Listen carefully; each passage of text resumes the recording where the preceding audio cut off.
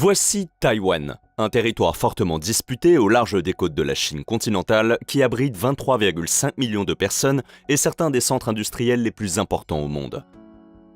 Ne vous inquiétez pas, il ne s'agit pas d'une autre vidéo sur les hostilités entre la Chine et Taïwan et sur la façon dont cela pourrait être le catalyseur d'une guerre majeure entre les superpuissances mondiales. Il s'agit plutôt d'une tendance qui, bien qu'elle n'attire pas autant l'attention, pourrait être tout aussi dévastatrice pour la plupart du monde. Aujourd'hui, Taïwan est la deuxième économie la plus riche d'Asie, juste derrière celle du Japon, qu'elle devrait dépasser dans les prochaines années si les tendances actuelles se maintiennent. C'est clairement une économie avancée qui a démarré après avoir effectué la transition depuis une colonie agraire pauvre et un régime militaire qui a officiellement pris fin il y a seulement 35 ans. L'histoire de Taïwan, passant d'une économie agraire à un centre de fabrication à bas coût pour finalement devenir un centre avancé d'industrie de premier plan, n'est pas unique. D'autres pays de la région ont suivi des chemins très similaires au cours des dernières décennies du XXe siècle. La Corée du Sud, Singapour, le Japon et même certaines régions de la Chine continentale sont toutes devenues ce que les économistes appelleraient des économies avancées ou développées. Taïwan est intéressante car elle a été l'une des dernières grandes économies à faire ce saut. Et aujourd'hui, de plus en plus d'économies en croissance rapide à travers le monde ont du mal à effectuer cette transition d'une économie en développement à une économie avancée. Il existe même des exemples comme le Brésil, qui pourrait être considéré comme le premier pays à passer d'une économie avancée à une économie en développement. En dehors de situations uniques comme celle-ci, la tendance générale est que de moins en moins de pays parviennent à franchir cette dernière étape pour devenir des économies avancées à part entière et se retrouvent coincés à résoudre d'innombrables problèmes à l'étape de développement. Cette année, nous avons déjà réalisé des vidéos sur le Sri Lanka, le Pakistan et même la Chine, qui peinent tous à surmonter un problème économique après l'autre. Maintenant, il y a d'innombrables raisons pour lesquelles les pays riches sont riches et les pays pauvres sont pauvres, mais l'une des plus importantes est un processus économique appelé l'exode des cerveaux. Ce dernier a le potentiel de consolider la position des pays dans l'économie mondiale et de rendre presque impossible pour quiconque de rejoindre le rang des 30 économies les plus avancées existantes. Alors, qu'est-ce que l'exode des cerveaux et pourquoi cela empire-t-il ? Comment l'exode des cerveaux enrichit-il les pays riches et appauvrit-il les pays pauvres ?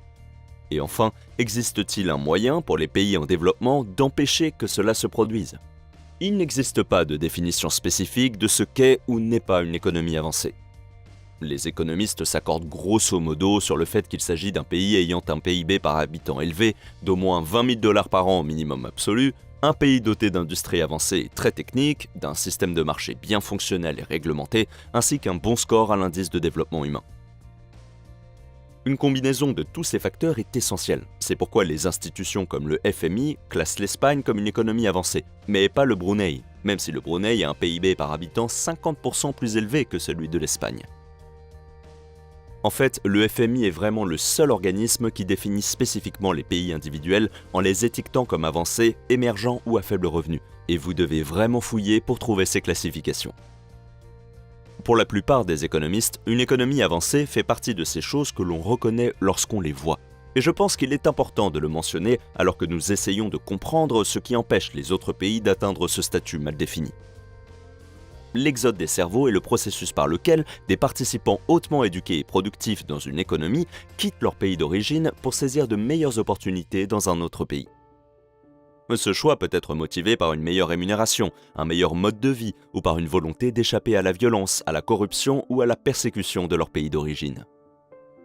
De manière écrasante, les membres les plus productifs des économies du monde entier quittent les économies en développement pour rejoindre les économies avancées. Bon, je généralise énormément ici, mais les économies avancées sont normalement des endroits plus agréables pour vivre, avec des taux de violence plus bas et des emplois mieux rémunérés.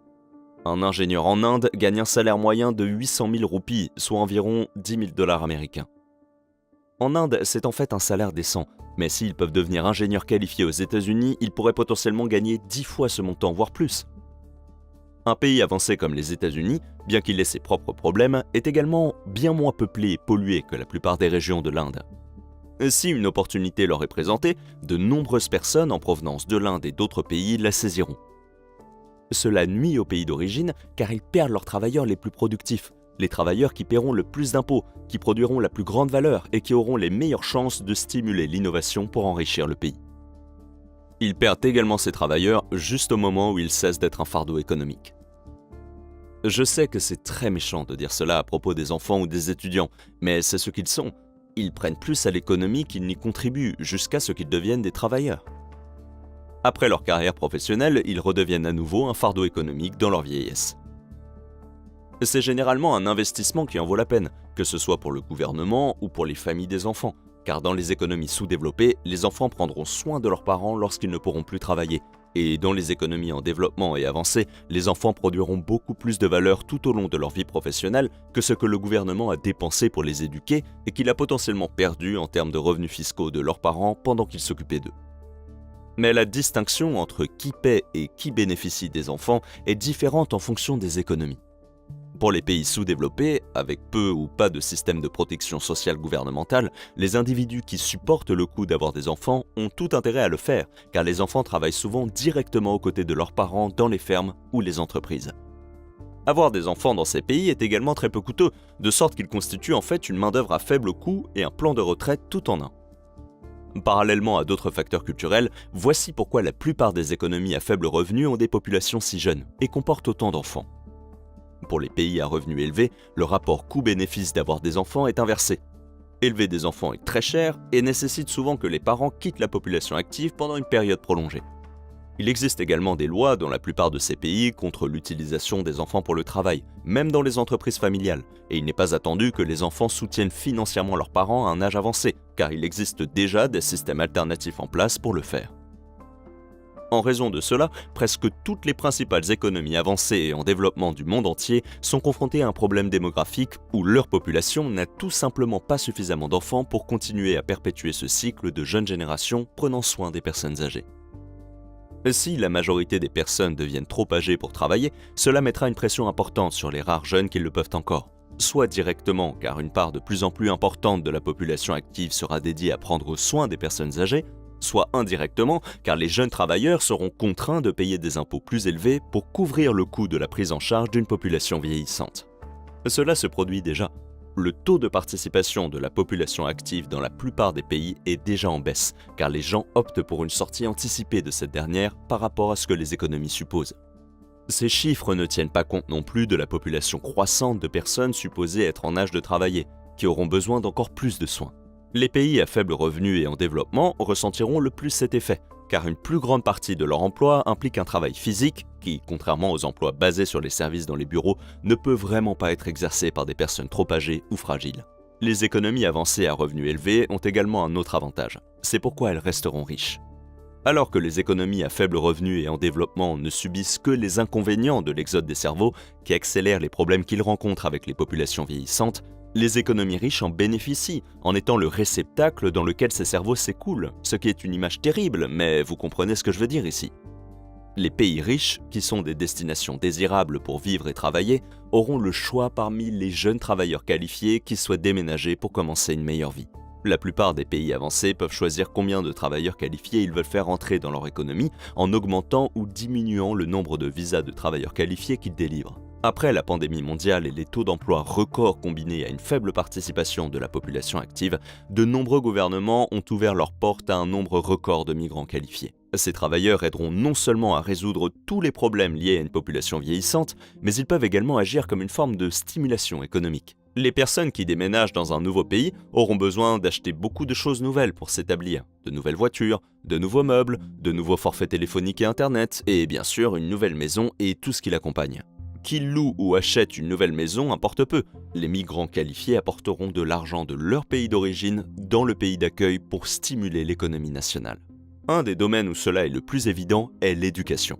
L'un des principaux moyens d'obtenir la résidence pour les personnes déménageant d'une économie à faible revenu ou en développement vers une économie avancée est de passer par des programmes de visa étudiants. Les personnes ayant obtenu un diplôme universitaire dans un pays développé ont plus de chances de réussir si elles demandent un visa de travail après l'obtention de leur diplôme, car le pays d'accueil reconnaîtra ce dernier et sera confiant dans les compétences linguistiques du demandeur et dans sa capacité à être suffisamment productif pour avoir au moins réussi les examens et les devoirs universitaires. Les diplômes universitaires dans la plupart des écoles des économies avancées sont nettement plus chers pour les étudiants internationaux parce qu'il n'y a pas de contrôle des prix par les gouvernements et qu'il y a une forte demande, de sorte que ces étudiants constituent une grande source de revenus pour ces centres d'éducation. Cela ne va pas sans problème. En Australie, par exemple, l'éducation est l'une des plus grandes exportations.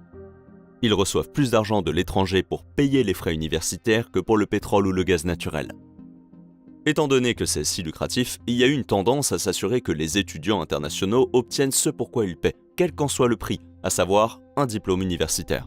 Et cela a causé plusieurs scandales où certains professeurs étaient sous pression pour faire réussir des étudiants internationaux en difficulté, simplement pour s'assurer que l'université conservait une bonne réputation pour attirer davantage d'étudiants internationaux à l'avenir. Ce problème n'est en aucun cas propre à l'Australie, et les universités du monde entier vont devoir trouver un équilibre entre la tentation de l'argent facile de la part des étudiants étrangers et de leurs familles, qui sont prêts à payer presque n'importe quoi pour le premier tremplin vers une vie dans une économie avancée, et l'intégrité académique. Les étudiants internationaux prennent également la place des étudiants locaux, qui auraient peut-être souhaité fréquenter une université, mais qui ont été exclus parce que leurs notes n'étaient pas assez élevées pour rivaliser avec leur cohorte locale, ainsi que les étudiants d'autres pays. Cela ne poserait pas un problème aussi important si c'était totalement équitable, car personne n'est redevable d'une place dans ces écoles, et si les étudiants locaux ne répondent pas aux critères d'inscription, ils ne devraient pas être admis simplement car ils sont nés dans le même pays que celui où l'université opère. Cependant, il y a eu plusieurs cas où des étudiants internationaux qui ont réussi à s'inscrire arrivent pour leur premier semestre avec peu ou pas de compétences en langue locale et des performances académiques douteuses. Si des étudiants sont admis de l'étranger au détriment des étudiants locaux simplement parce qu'ils paient plus d'argent, c'est clairement un problème.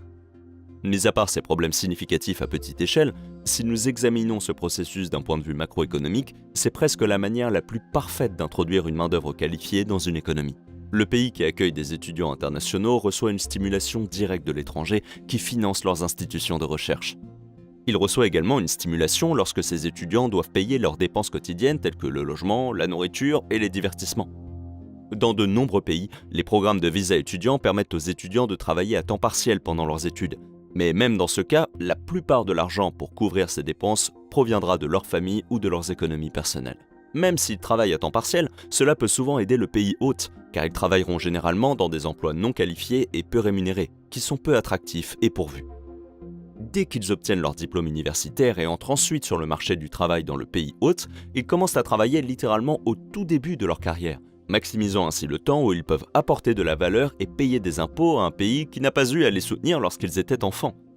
Cela garantit également que les économies avancées obtiennent les travailleurs les plus brillants pour faire progresser l'innovation et s'assurer que leurs industries sont plus avancées et compétitives que les alternatives provenant d'économies en développement, qui perdent leurs innovateurs les plus prometteurs. Alors, si c'est un tel problème qui étouffe déjà la croissance de dizaines de pays dans le monde, comment les économistes peuvent-ils l'arrêter ?